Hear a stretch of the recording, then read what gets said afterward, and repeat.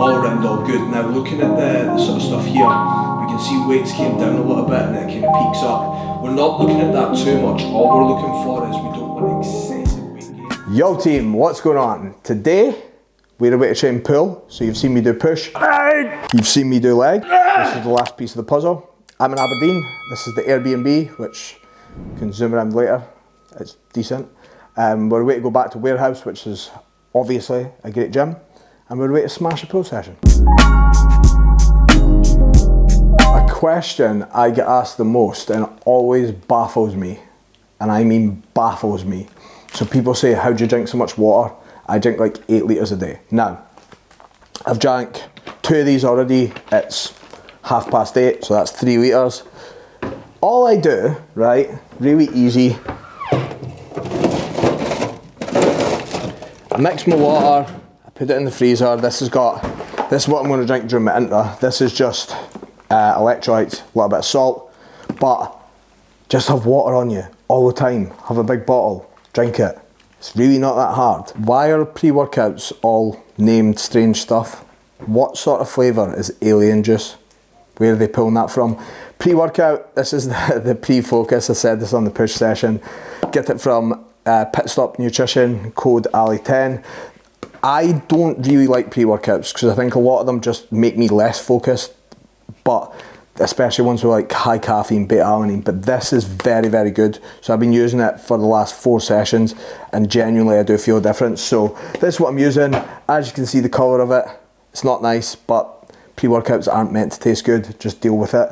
Also, on the water front, I put a little bit more water than a lot of people. This is going to add to how much water I've drank throughout the day. So in the question of how I drink 8 litres, more water for you there.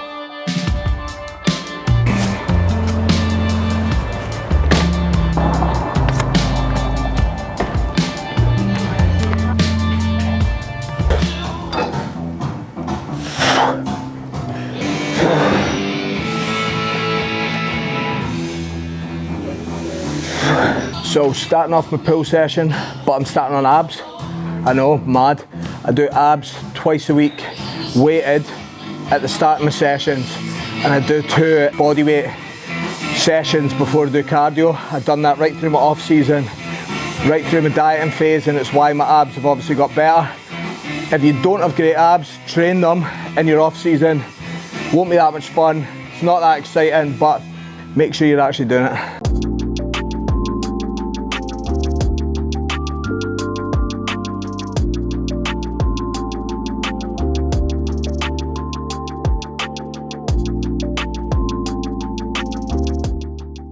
So pull session, I'm doing 3 lat based movements, 1 mid upper back, 1 rear delt. Slightly different setup because normally I would start on a pull down, a row, but the row I want to use today, I want to use the gym shop one. It's quite light, so I'll put it towards the end of the session. So starting on the Nautilus pull down, which is a really good bit of kit, just get myself warm, get myself in the zone, and then it's time to get after it.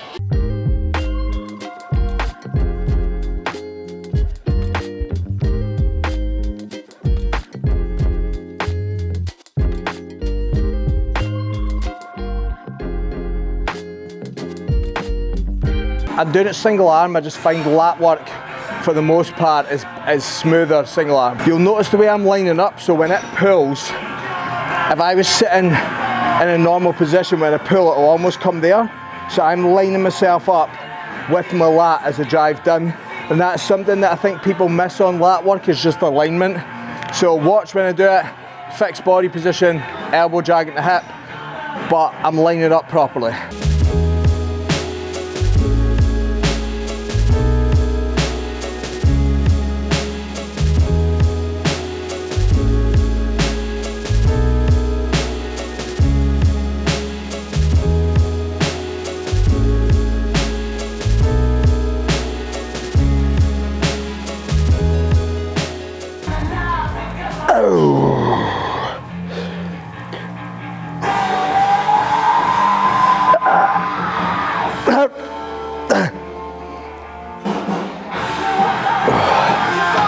First set, 10 to 12, 2 second pause and contraction.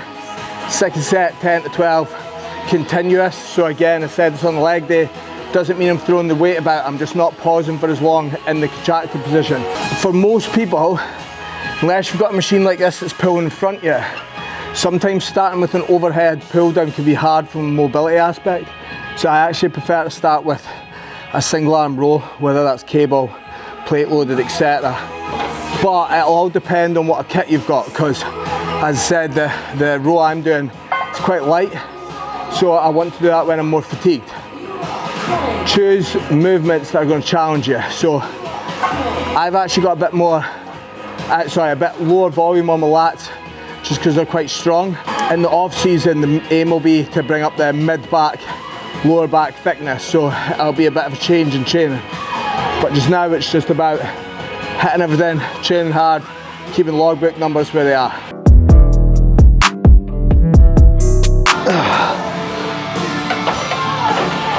I jumped the load up too much there because obviously I don't have logbook numbers for it. It's meant to be 10 to 12, I hit 15, but still got a failure, not ideal, but it's all good. So Simon was just asking there about do I have a dominant side, so I've obviously torn my left lat, which means it is a little bit weaker, hence why single arm work can actually be very beneficial. But here's my top tip that I think people do the opposite way. Everyone's got a stronger side, right? Doesn't always mean it's the more developed side, but it tends to be like one side stronger. Don't start with the weaker arm. My personal opinion is start with the stronger arm, try and match your reps.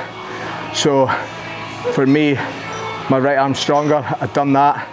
I matched reps first set, second set on my weaker side I was one down. If I done it the opposite way down, I guarantee I would get less reps. The first movement was 2 sets. This is 1 set, 12 to 15.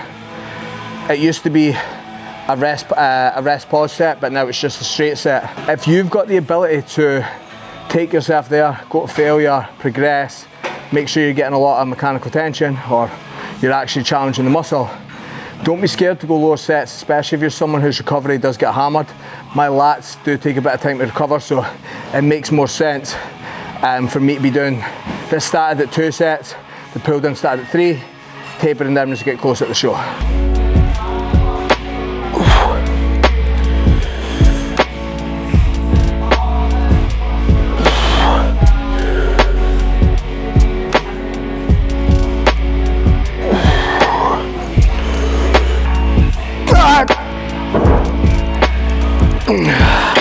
Overshot that one. Notice here, when I'm in a cable row, the little handle you normally get on it, you don't want that there because it's really tight, you can't really find position. You should be lining up realistically with your shoulder. That was actually probably a little bit wide for me, but lining up with the shoulder, it'll allow you to pull in line with your lats far better. So going on to this Panata chest support T-bar, whatever you want to call it. You don't see this in many gyms. I've used it in Venus in Dubai before. It's a great bit of kit because you are so locked in. It's heavy as hell, but this is obviously my first mid upper back movement.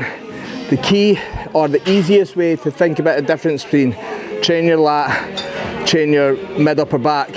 Yes, you can think about where your elbow goes, but the main thing I think about is in a lat based movement, your scapula is not going to move much, so your upper back or your shoulder blades aren't going to move back and forward.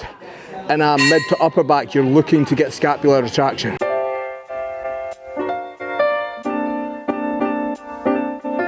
So I'm going to hit this 10 to 12 and then an 8 to 10, well hopefully 10 to 12.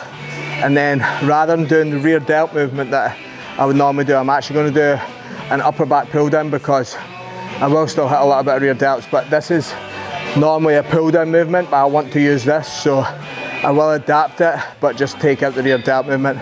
And then it's on to the single arm row. Only used once and I remember it being good, but I see people throwing a lot of weight on it and I'm probably not going to do that. For anyone wondering why I've got 2 different straps, this is Georgie Fitz. Don't be silly, wrap your wrist strap, which actually is really good. And I've lost the other one, so I just like to mix and match.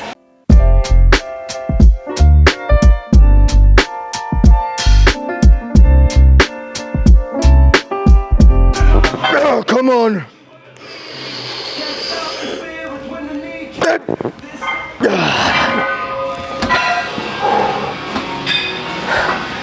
So as you can see, that was 8. That was fucking heavy, but this machine's real nice. Might buy one for my own unit. Just the way you can brace into it. Obviously going to be slightly different than a chest supported T-bar that you're doing the other way. But I think the drive from it's really good. Like I can feel my upper back.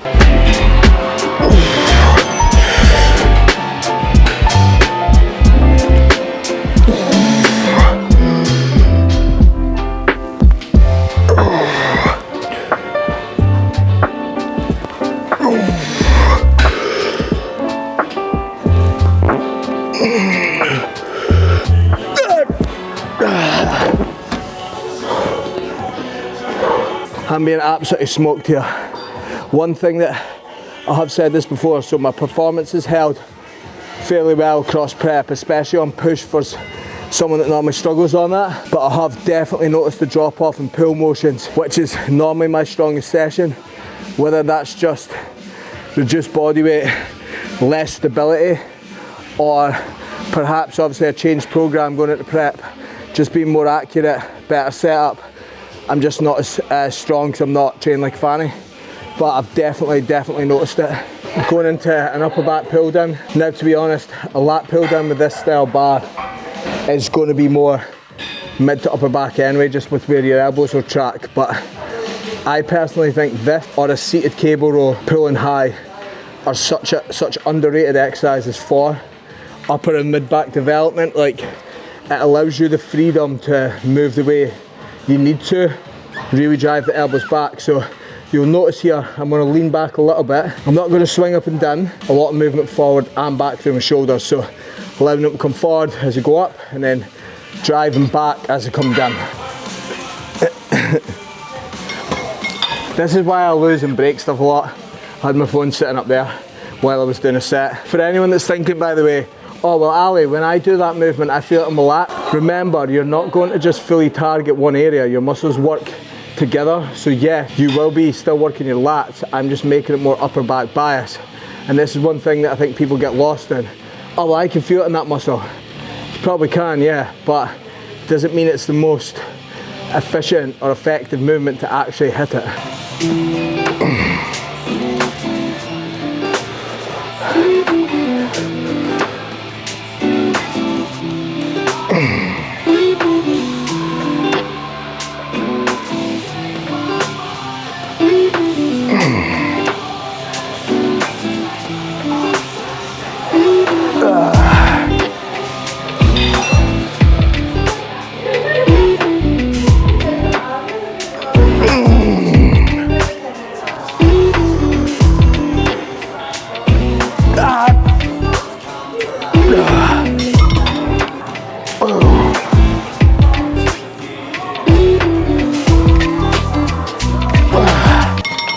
Tell you one thing that is a serious issue right now. I'm cramping like fuck in my forearms. It doesn't normally happen at all, but what I'd put it down to is 2 days high carbs.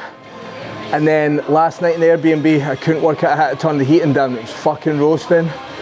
So I was sleeping on top of the covers, but probably just sweating a bit more than usual. Still taking in loads of water, still took in the salt yesterday, taking in electrolytes, but it's a bit of an issue because I've still got one roll movement left and my forearms are absolutely fucking screaming. Plus, combine that with the fact I've got little girl hands. No offence to any females out there, but I've got small hands. My grip's not great at the best of times, so still a good set.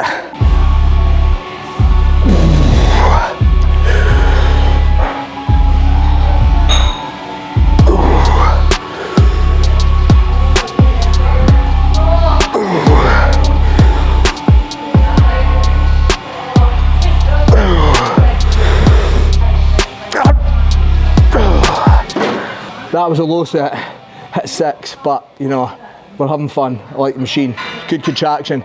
It was actually meant to be slightly higher rep, but I had 4 plates on it, it felt really easy. Put a 5th, a little bit heavy.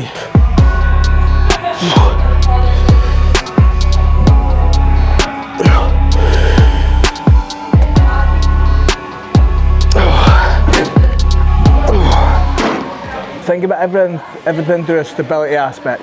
The more stable you are, the more force you can produce. So my foot's driving into pad, my other foot's pushing down here. Now why I've got that there, rather than up here. For me, it just creates a more stable environment. But the amount of times I see people with feet in poor positions, this on every movement, especially on pressing, you're going to slow down your ability to actually stay stable.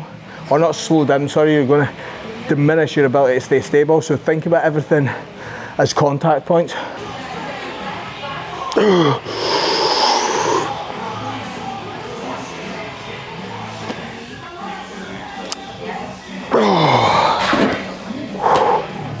That was a 15 repper there. And again, don't be scared to work in various rep ranges. Like, it's not all got to be low reps. Doesn't all have to be high reps, especially on certain movements, but like, work across a varied rep range, get strong in all of them, because you're going to get different benefits from both. Like if you're only doing low reps, yeah, it's cool, but I think definitely work across both. So my first set I hit 6, that's too low for what I was aiming for, but that set I hit 14, so 12 to 15 is the aim. Perfect.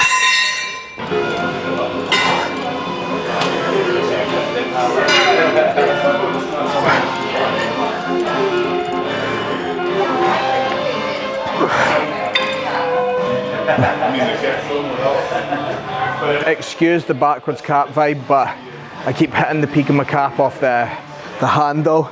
I don't know how certain people can get away with this. Mr. Joe Brightman gets away with it. I certainly do not. Don't even know what you would call this.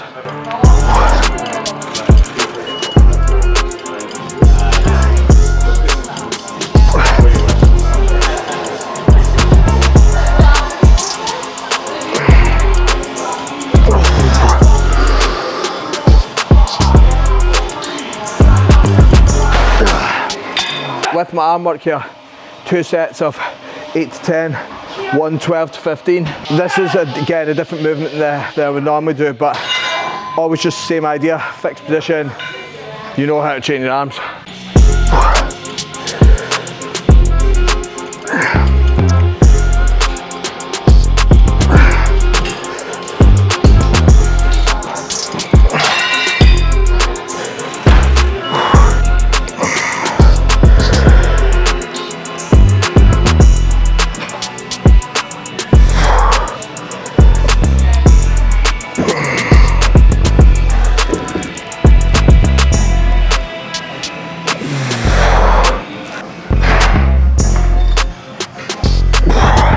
Finishing the session, you've seen me hit triceps, 3 sets, as I said. Biceps is just 2 sets, 12 to 15 here, because they're pretty beat up after yesterday's session, and because my forearms are fucked. So one more set. My biceps aren't great, so I find that working in that higher rep range really allows me to actually use them. If I go too heavy, I'm not getting much out of it at all.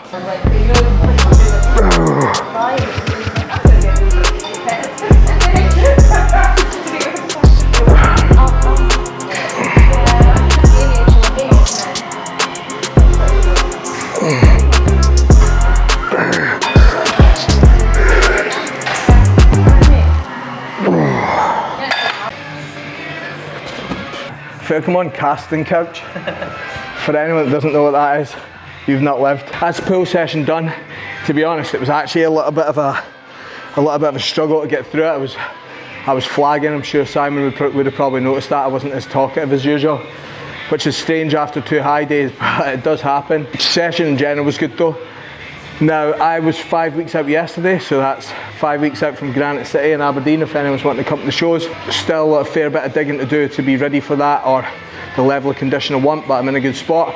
5 weeks out from that, then 7 from the PCA, I believe. Then it's NFM UK is 8 weeks, 9 weeks till UQP, and I think there's a show later as well, so still a lot of work to do. As I start getting closer, I'll kind of explain to you what's going on, because it's my first time competing in Classic. I won't give you a breakdown of what Classic is, because you could just Google it, but it's fast approaching, it's getting fun. I've actually got some cool stuff on this week with the brand. We've got some cool videography going on Friday, so going to be a fun one. Hope you guys enjoyed the video. As usual, any questions, pop it in the box below, DM me on Instagram, like, subscribe, share, tell your friends, send an email out about it. Anything else you'd want me to sort of cover, any sort of stuff you want to see, let me know. We're going to do a day in the life soon sort of stuff behind the scenes of what actually makes, or what gets me to stage. So that'll be a cool one. But the rest of the stuff coming up is very exciting.